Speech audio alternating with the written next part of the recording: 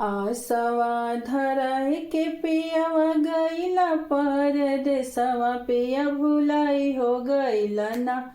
पिया भुलाई हो गईला ना। अपने घरवा के परनिया पिया भुलाई हो गईला ना। अपने घरवा के परनिया पिया भुलाई हो गईला ना।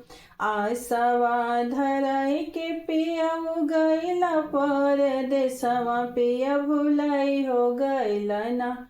पिया भुलाई हो गईला ना। अपने घरवा के परनिया पिया भुलाई हो गईला ना।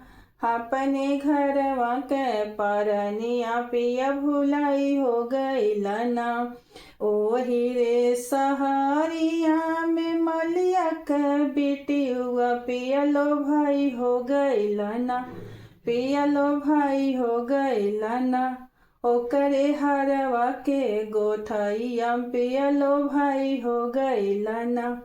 ओकरे हरवा के गोथैया पियलो भाई हो गईला ना। आसवा धराई के पियवा गईला परदेसवा पिया भुलाई हो गईला ना।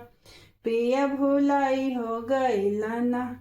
अपने घरवा के परनिया पिया भुलाई हो गईला ना।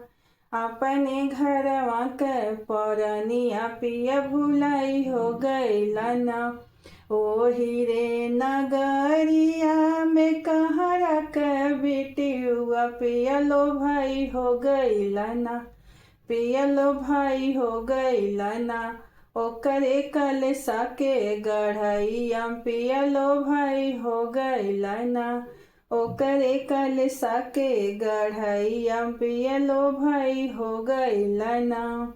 आसवा धराई के पियऊ गईला परदेसवा पिया भुलाई हो गईला ना।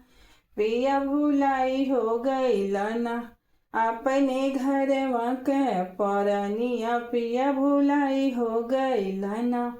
अपने घरवा के परनिया पिया भुलाई हो गईला ना। ओही रे सहारिया में राजा के बिटियुआ पियलो भाई हो गईला ना। पियलो भाई हो गईला ना। बेलिया चमेलिया कही से जिया देख लो भाई हो गईला ना। पियलो भाई हो गईला ना। ओकरे बेली के चमेली से जिया पियलो भाई हो गईला ना। आसवा धराई के पिया गईला परदेसवा पिया भुलाई हो गईला ना।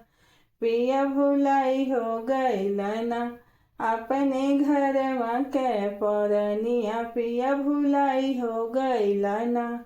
अपने घरवा के परनिया पिया भुलाई हो गईला ना।